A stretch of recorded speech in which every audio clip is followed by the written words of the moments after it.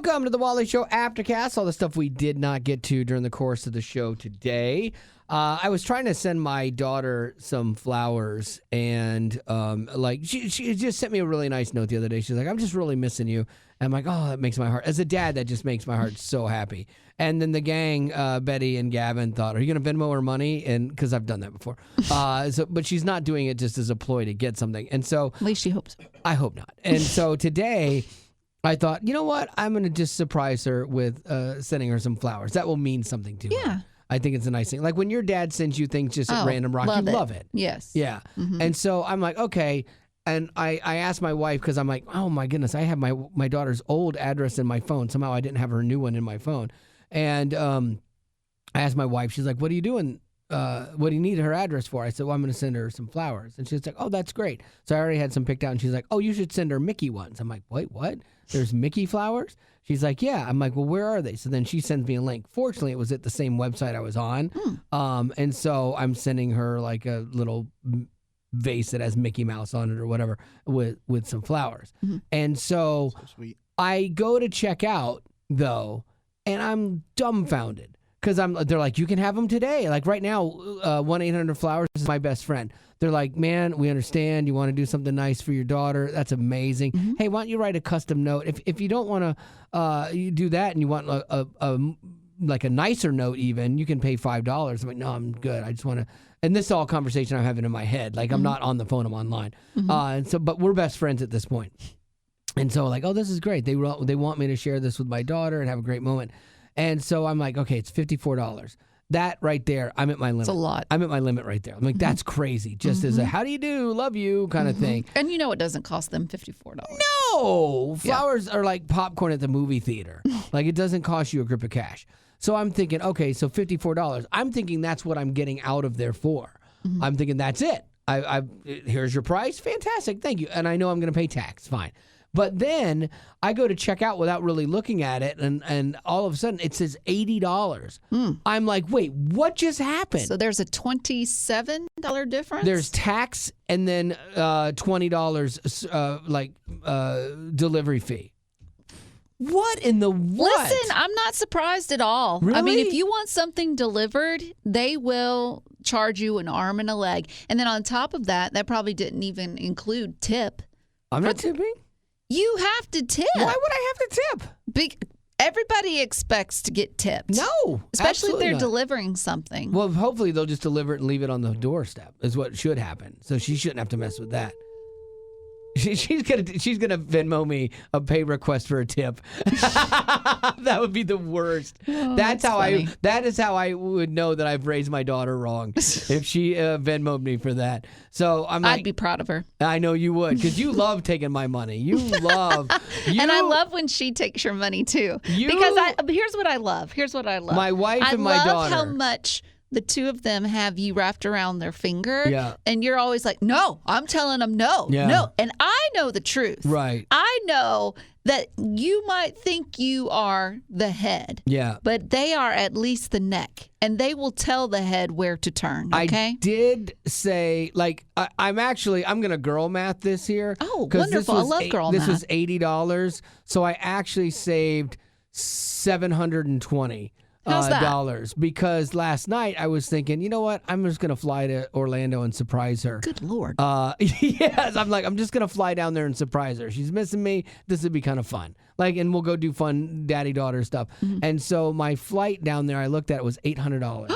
And so I'm like, I can't. There's no way I can do that. So I did not do that. So unless she calls and she's like, "But Daddy, I miss you." Oh, if she's in crisis, I would spend it. If she's in crisis, I would 100% spend it. Or jump in his car and go. Yeah, I would 100% get there. But so I saved money on the flowers. Now I'm actually feeling better about this. This girl math thing is pretty great. It is. When you think about it. Yeah, for sure. So, yeah. But then also, too, because I was like, oh, I'll go down there for the weekend. I'll leave like Friday after show. And but they've got that hurricane coming. So I was on Southwest. Yeah. Torrential. They're thinking it's going to be a lot of rain and storm surge. Mm-hmm. She's going to be fine. She's in the middle of the state.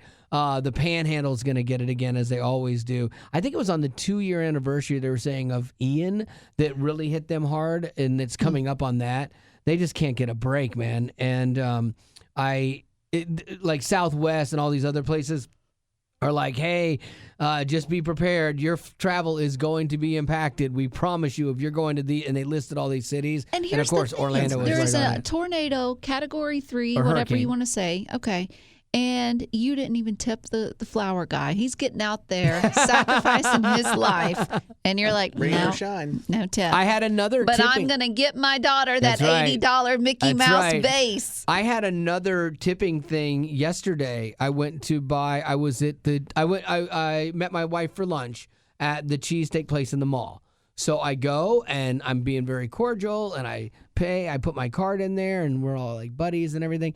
And it goes to the options of 15, 18, 20, and 22%. No option for no tip on the first page. You still had to hit in for other and then hit no or hit 0 and that takes more time. Then you're already trying to not Right. be awkward, Right. and that takes even more time of them knowing you're hitting all these buttons to not tip them. But it's like somebody emailed me about this yesterday because we talked about it the other day, and I said Betty Rock has come up with the best rule for this.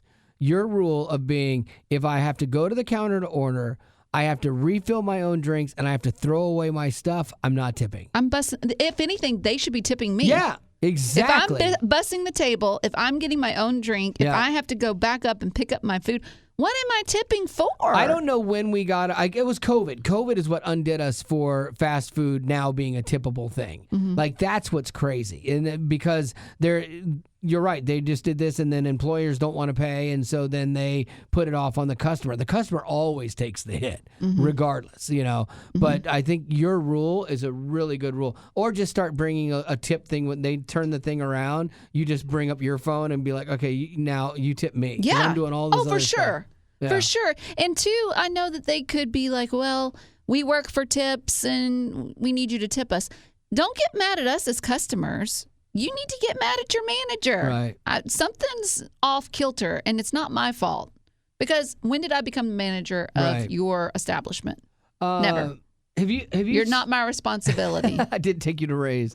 Have you seen that internet hoax? You spend more time on Instagram than I do. There was an internet hoax. It was things people were posting that starts or begins with the words "goodbye Meta AI." Have you seen that come up in No. your feed? Oh, okay.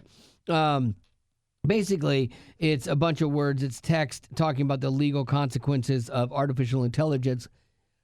Wow. His own story made him I yawn. bored myself. You know what? Let's just move on. No, I'm tired all of a sudden. And again, I can't.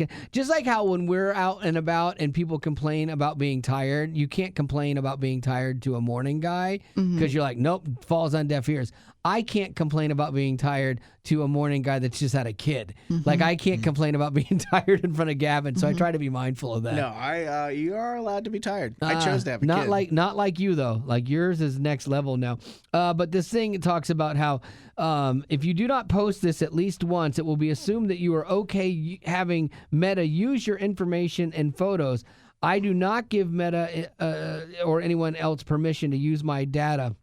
So what the hoax is you post this and it's like your declaration saying that they can't use your stuff and somehow that's a legal binding thing. It's completely a hoax. So if you fell for that and you posted it, you got kind of scammed. Now, it didn't cost you anything, but you just fell for it, you know, kind of thing. Okay. So that's what's going on. So if you see that, I guess it's been going around since September, which is kind of crazy. So let's go with yours because mine was about eating dogs in South Korea. Oh my gosh. And take me through, what is your filter when you go through what stories you want to talk about on the Aftercast? What filter made that okay? That I can't talk about it on the radio. Like, that's my filter. Is like, oh, good, this is built for the Aftercast. Because South Korea, they announced plans. I guess we're just do it anyway. I guess we're in now. You were curious. No, I was curious about the filter, not the story. Okay. I don't want to know about dogs getting eaten. That's sad. Let me move on. Okay, that's fine. Your turn. So there is a We'll do it tomorrow. There is a 27-year-old man, and he is being accused of stalking and harassing. And I want to take you through the process as to why that is. And I have a feeling that me and the guys will have a difference of opinions on this. Okay. So here's what happened. the 27-year-old, he works for like a DoorDash type thing. He delivers food. And someone had requested a food pickup at a local McDonald's. So he goes down there and picks up the food. As he's picking up the food, he bumps into a McDonald's employee, a very pretty girl, according to him. Hey, girl, hey. And according to him, she seemed like she was interested in him as well. They actually exchanged like Instagram handles. Okay, that seems like the signs are there. It I mean, does. if I'm a guy, I'm thinking, oh, okay, she's interested Seems enough promising. Yeah, absolutely. And now as a girl, there's no red flags right now, right? No. Okay. Mm-mm. So anyways, he starts messaging her 'Cause you have to through talk, Instagram. Right. Why you So did he it. does that, but she doesn't answer them. They just keep going as unread. Okay. And then Maybe she's out of the country, like visiting a sick grandma, so you keep going. and then eventually she blocks him. Oh, that's bad. Maybe maybe she lives in a very controlling family, and her mom doesn't want her to be happy because she knows this could be the one. This could be the man of her dreams. And so she is blocking her Instagram account, this guy on her Instagram account for her. Okay. Now, before the girl blocked him, she blocked him right after he sent another message. And in the message, it said, I understand that my messages may make you feel uncomfortable. Okay. Okay, so he's already noting that. Obviously, you would think, oh, he knows that what he's saying to her is making her uncomfortable. Yeah. Maybe But he's stop. still reaching out. Well, he doesn't stop. So she blocks him. Got it. Okay. Now, she also claims that at one point when she's leaving her shift at McDonald's, she sees him in the parking lot and he follows her home in his car. Ooh. Okay. So now she calls the police. This 27-year-old guy gets arrested. Okay. And he's in court. And the judge is like, now, do you see how your behavior could be a problem for her? And he says, no, because the messages that I sent to her, specifically that one that said, I understand that my messages may make you feel uncomfortable. He claims that wasn't written by him, but was written by ChatGPT. Okay. And that I know that on Instagram, you can make that a thing where it's like a little magic wand or something to the side. And if you don't like how you verbalized or typed out something, it'll take it and try to make it better. And so that is a possibility. Now, he claims he did not follow her in his car. She must have saw somebody else. But either way, he was convicted of stalking and harassment and is facing jail time. That the driving to her house, if that happened, that is definitely an overreach. Now, like going back to the place where he met her, I don't think that's an overreach. I think that's like, okay, I'm gonna go figure out what's going on. Maybe she lost her phone and like whatever, you know. Okay, that's let me why ask you. Let me say hypothetically. Let's say that is what he was going to do. Yeah. But he sees her leaving right when he was pulling in. He should have waited till another time. 100%. You need to do that like in So a you public think it place. is wrong to go to her Absolutely. home for private space A million percent. and confront her? I don't think it's wrong for him to go back to the place to say, hey, you know, I hit you up. Did you get any of my messages? Or like, Especially if it's a did I public cross place. and be like, did I cross the line with you? Because I really thought we had like something here. Did I say something that was weird or whatever? Like, I think that's fair because then you get closure because she's like, yeah, I'm not interested. Would you be okay if some guy did that to your daughter? Did what? That she's working, let's say, at Chick-fil-A where Sure. she did, and all of this happens, and she's trying to ignore him because she doesn't really like Right. him, but he actively comes to Chick-fil-A and asks for her and has She a had that one-on-one right happen there. at Chick-fil-A. Did that bother you? Yeah, 100% it bothered me. But it doesn't bother you with this guy? Well, no, because this guy had a reputation at that Chick-fil-A and was creepy and was older, and it wasn't. They weren't peers, and to the point where her Chick-fil-A managers came in and they took her off the front at that moment when it started coming up, and they handled the situation really well. Okay, well, we know that the age of this guy, 27. Yeah. So it's not a far reach to believe that he's close to the same age Right. as this McDonald's girl. Right. But what if he gave off creepy vibes and she just gave him her Instagram account, knowing that she's not giving him her Right. phone number, she's still keeping a wall up and she Right. knows she can block him, and yet he still comes to her workplace to confront her or maybe even drive to her Well, the home. drive to your home, 100% no. I'm gonna go take care of that myself. But I know I've heard you say, Yeah. you've said, how is a guy supposed to know Right. when is going too far? 100%. Like, because women want to be pursued typically, and you want that story of, oh my gosh, and he pursued me, and I knew he was the one. Like, so I think someone coming back and at least getting closure, and if you shut that door with them, then that's it. And if they then pursue more, like, no way. Like, we had to do a training thing. I missed it. For like, and the only reason we were having it was because of him. Yeah, right. So we had a harassment thing, and so like all companies do. But one of the things was like, you ask a coworker out, one of the scenarios, and they say, "Oh no, I can't go." And then you ask them out again. And this one, because I know some friends that were in the meeting, caused a big difference. And it was very, very split down sex lines between women and men, where women were like, because it's like, and then he asked her out again and said, "I'm not going to take no for an answer," kind of thing. And women were like, "Absolutely no, that is stalking, that is harassment." And guys were like, if he's just saying it like, "Oh, I'm not going to take no for an answer. Come on, let's go. It'll be fun. Like, you need to get out and have fun." It's all in the context of the relationship. And then guys were like, "Yeah, I don't think that's harassment," until such a time as she says, "I am not interested in you." You go, "Okay." And anything beyond that is 100% harassment. Because now you know. So many times people play games in relationships and you don't know. You're like, okay, where do I really stand with somebody? That's why, like, I always told Haley to be as direct with people as possible. Oh my gosh, my daughter, God bless her. She was in college and she dated this one guy a couple times, and she had seen some things that she was like, "Yeah, I'm not going to pursue this. I don't think so." Red flags. I know. Yeah, little ones. And I told her, I said, "Well, you need to be very direct with him and just tell him and like just be honest with him, okay?" But you always know that runs a risk because you've got crazy people that can set people off sometimes. So I'm like, I feel bad for women. It's a really tricky thing because you don't know, And so she texted me. She was like, "Yeah, he's getting off late tonight.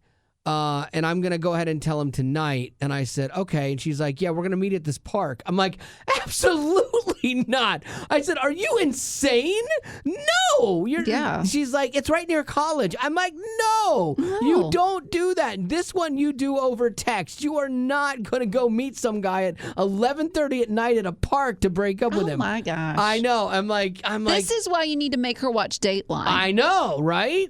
So Every girl should watch Dateline. Yeah, it might scare them, but it'll also keep them aware. Prepare them. It might scare you, but it'll prepare you. It'll prepare you. Yeah, exactly. Yeah. So, but I don't think we're off on like too weird a page on this one. Don't you think that at some point in time, don't you think that women should? I don't want to put it on them, but they should. It's better for them to be honest and just say, "I'm not interested."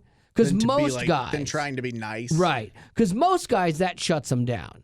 If a girl just says, "Oh, I'm sorry, I can't," that's like, okay, I'm gonna take at least like baseball rule, 3 strikes and I'm out. I'm gonna take 2 more shots at this. I agree. Like that. That should be the rule. Is the baseball rule? I think from my past, and when I was younger, I thought that it was okay for me to befriend guys that I felt sorry for. Like maybe they didn't have friends, or maybe they were down on their luck, No, they're going to fall in love with you. Yeah. Well, I realized that wasn't my job. Like, if a guy is lonely, if he doesn't have friends, that's the job of another guy to step in and be like, "Hey, absolutely, let me help you out." Now, that's a different story for me seeing a girl that's in that situation. Sure. Then, yeah, let me reach out.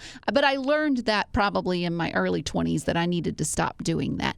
Now, in my 30s, yeah, I've had some guys that have given me vibes of that they were interested, but I was not interested at all. Right. And I just try and keep conversations super short, super quick, and stay out of their way. Because I want to, with my actions, portray to them, I'm not interested. Right. Which I think if they say, "I want to go out with you," then yes. And I've had that happen too, and I'm not interested, and I have said, yeah, and I'm not. I'd rather just stay friends. It's hard for women to do that and say that, but it is the best thing because most guys, because it's hard enough to ask a girl out, and then if you get shot down, you're crushed for a little bit. but you at least know. Because otherwise you keep thinking, oh, I got a shot with this one. Or, oh, she did look at me when we were at work today. Like, I think, maybe. That text felt a little. Yeah, guys read into everything. Guys are good at waiting, too. Yeah. So. Yeah, we'll wear you down. Yeah. That's how I got married. Yeah. Wore her down. Eventually you'll like me. Well, yeah, I try to think of back like for Marty and me because my wife, we were friends for so long. You know, like you had to wear her down. I did. Well, we hung out as friends for like 7 months, you know, and going to movies. It was weird. It was almost like we were dating, you know? Yeah, we did that too. Yeah, and I even paid for stuff for her, even when we weren't dating. You know, like I'd pay to go out to dinner or whatever, you know?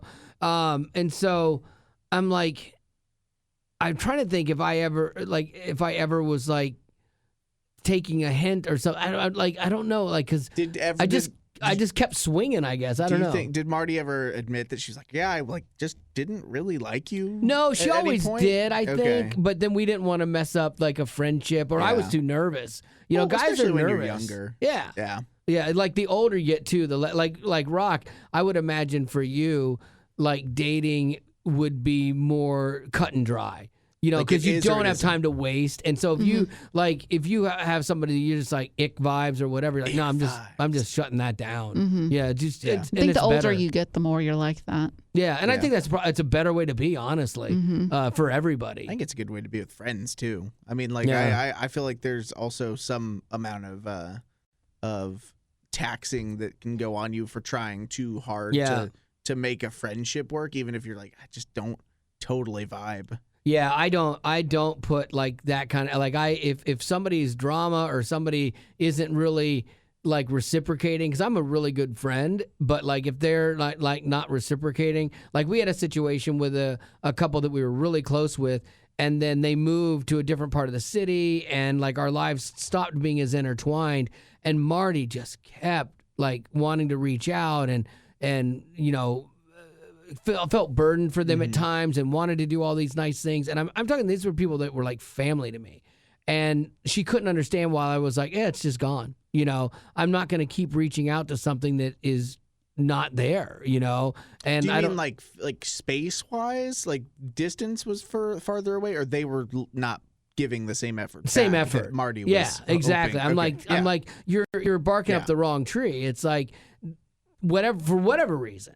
Like they don't have the time or the desire. Like stop, you know. Like I don't care that much. I'll be fine. I like to relegate people to like if you know. I'd say that there's like one friend that I had in college, like my best friend, best man in my wedding, and then he's still only about 5 hours away from here. So it was after when I had moved here, I went and saw him a couple times just because it was cool to go back to campus. Yeah, because he was still in the town, and I was like, oh, you want to come down for this? And then COVID happened, and it was like, no. And I was like, oh, okay, that's fine. And then, you know, things got lax. I'm like, hey, you still come on down, hang out with us, all this stuff. And then it just like didn't happen. So I'm like, okay, well, time to pick them up from that status, relegate you into, you know, oh, cool, group chat status. Right. You know, there's group chat friends, and there's see you on the daily or on the monthly. These people that we were friends with, it was really weird because and there was no falling out like ever. And me and the guy, when we would like our paths would cross, we'd pick right back up, and it would be funny and great. And then we're like, yeah, we need to do this, and then we didn't, you know. And so it's like, all right, that's, you know, not good. It's not there. And but it really, I think it really hurt her more so. And I guess I'm just not wired that way. If I could, we should keep a tally of how many Aftercasts. But we are all wired away. Yeah, but but you use it as an excuse. No, but it's real. Like I'm not wired. I don't get upset by that stuff. Like we are all wired. That's what Enneagram. That's what Myers-Briggs, DISC. All of those are based on a wiring. I agree with you, and I think that is something that you could say in certain situations.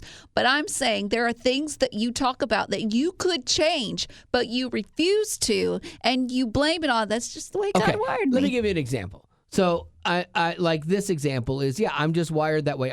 I'm not going to put up with drama in my life with friends, you know, like, and I barely want to put up with it with family. And so like that's an example of I'm just wired that way. I'm not connected like that. Now, if I say, oh yeah, I don't like other races, I'm just wired that way. That's a problem. Like, that is a problem. No, you weren't wired that way. I'll tell you what, you became that way. I'll tell you what else is another situation like that. When you say, yeah, I just don't wash my hands after I use the bathroom. It's wired that way. No, it doesn't count. I do that just to bother you. And on that note. Thanks for being. No, do you have any birthdays? Oh, good. Oh. Okay, well, we got some stuff we got to do today, and we just appreciate you being a potty, so thank you. Growing up in poverty has never been easy for children, but with the added challenges of the pandemic, conflict, and natural disasters, families around the world are facing an unprecedented food crisis. Unfortunately, those who are already hungry are now even more desperate. But by sponsoring a child through compassion, you can help provide life-sustaining essentials such as food and clean water. And with your compassionate support, that child can not only survive, but also flourish. You can find out how and choose a child to sponsor when you click on the compassion banner at wayfm.com.